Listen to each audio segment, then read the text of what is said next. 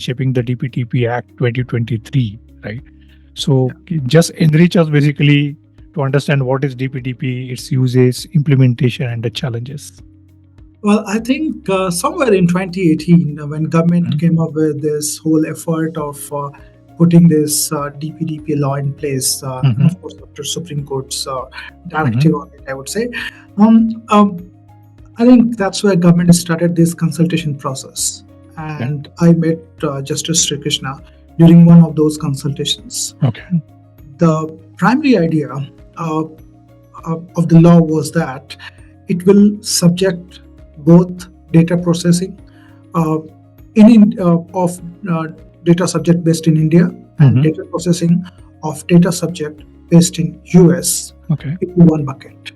And I was kind of very opposed to it because my view was that, of course, governments would be bothered about the data of data subject based in India or data subject being provided services in India. But then data which is coming for processing to India, and as a GCC, we do a lot of processing. So should that really be subjected to dual compliance? And I think that's the question I raised to Justice Sri Krishna, and he was very kind enough to take note of that. And finally, we had long discussion around that topic. And we ended up finalizing a draft where GCCs are exempted from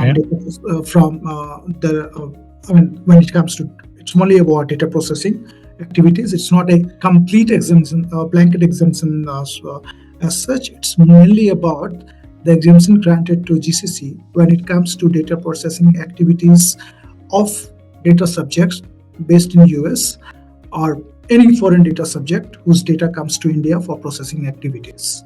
So that's the exemption we have got in DPDPA. Apart from that, I think it's a very essential and basic act, which is linked to our fundamental right to privacy. And therefore, all the digitized information so far is being protected.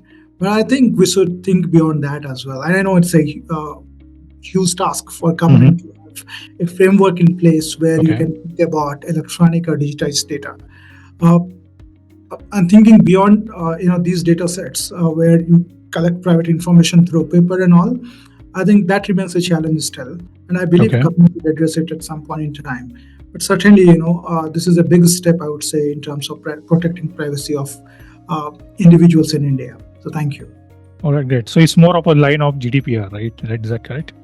I think, it's not same as GDPR. I would say it's like there are significant differences, if you really ask me, between GDPR and DPDPA. But yes, it's a great effort with a great intent from government to have a law in place which would protect the privacy of individual. I believe that we are at a very nascent stage right now when it comes to privacy of individual, and I think this law would be a solid foundation in terms of maturing our thought process and also enterprises in managing the privacy and I would say the rights of individual around the confidentiality and privacy. All right. So really appreciate your contribution to the DPDP Act 2023. And you also worked with the KDM and NASSCOM on Karnataka State GCC policy. And again, it's a standout example of the public-private synergy. What was your approach in aligning industry needs with the government framework? Well, I would say, GCC policy is one of those examples, but government is very keen. And right now, what do any government, whether it is central government, state government, and even your regulators in India, they're very friendly, very keen to hear us. So as an industry, I would say, or as an industry representative, I would say that, when you have a problem, be open and transparent discuss with the regulators or with the concerned, I would say, the government. You will get the right solution. So it's more about, government reaching out to us, seeking our inputs in the policy which they design for us, And I think that's a great initiative, because unless you make those uh, party to the effort Mhm. who will be asked to adhere by those policies, it Okay. is not going to be fruitful. So I think what government is doing right now is that they're approaching industry and industry reps, um, uh, and seeking their inputs in a very active manner, Okay. so that they can come up with the right policies for the Okay. Mhm. industry as a whole. So I think GCC policy in Karnataka was one of those examples, I would say. Okay. Because, yeah, of course, I was actively engaged into it. I provided my inputs so that as an industry, we have a very friendly policy in place. Two, it can protect the interest of all the stakeholders.